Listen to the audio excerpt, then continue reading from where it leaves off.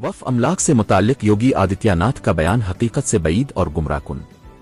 सदर जमईयत उलमा हिंद मौलाना महमूद असद मदनी ने कहा कि वक्फ जायदादों का तहफ़्फ़ुज़ हुकूमत की जिम्मेदारी है, लेकिन यूपी वज़ीर आला योगी के बयान से ज़ाहिर होता है कि ये किसी दुश्मन की जायदाद है।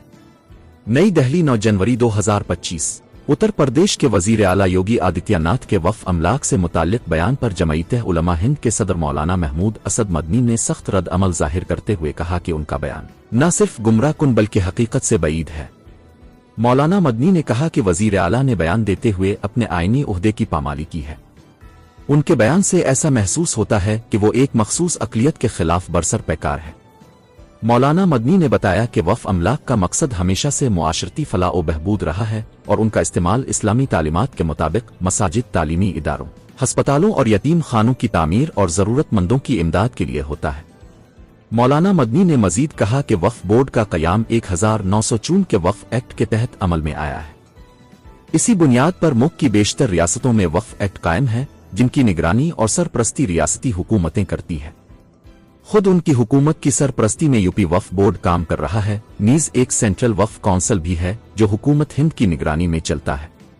ये एक हकीकत है कि हिंदुस्तानी कानून ने वक्फ अमलाक के तहफ़्फ़ुज़ के लिए बाकायदा और मुस्तहकम निज़ाम कायम किया है, लिहाजा उन्हें इस तरह का बयान देते हुए इसके असरात व नताइज पर गौर करना चाहिए, क्योंकि उनका बयान के वक्फ बोर्ड ज़मीन माफिया है से ये नतीजा अखज़ किया जा सकता है कि वो मुल्क के कानून, इसके आइन और यहाँ की हुकूमतों को इस माफिया का सरपरस्त बता रहे हैं और ये कि वक्फ जायदाद में इस मुल्क का हिस्सा नहीं है बल्कि किसी दुश्मन की जायदाद है।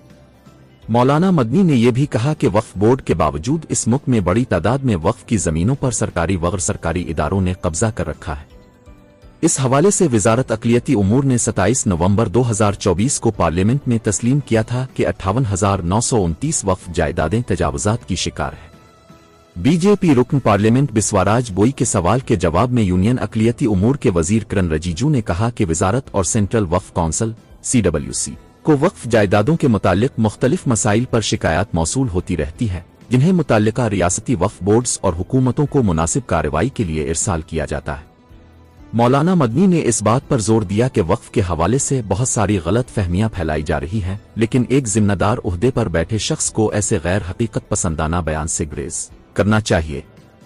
बहैसियत वज़ीर आला उनकी आईनी जिम्मेदारी है कि वो वक्फ जायदादों को तहफ़्फ़ुज़ फराहम करें, लेकिन उनके इस तरह के बयान के बाद ये उम्मीदें मदूम हो गई है। मौलाना मदनी ने कहा कि योगी आदित्यनाथ का ये कहना कि वक्फ की ज़मीनें वापस लेकर गरीबों के लिए मकान और हस्पताल बनाए जाएंगे न सिर्फ एक सियासी दाव है, बल्कि इसमें वक्फ के असल मकसद को नज़रअंदाज किया जा रहा है। वक्फ की ज़मीनें हमेशा से गरीबों, यतीमों और मुस्तहिक अफराद के फ़ायदे के लिए वक्फ की जाती रही है और उनका इस्तेमाल उनके फलाही मकासद के लिए होना चाहिए। उन्होंने हुकूमत को मुतवज्जे किया कि वो वक्फ के मसाइल पर आईनी और कानूनी हुकूक का एहतराम करे और हर रियासत में कायम वक्फ बोर्ड्स को मजीद मजबूत बनाए और इस बात को यकीनी बनाए कि वक्फ की ज़मीनों का इस्तेमाल इसके असल फलाही मकासद के लिए हो।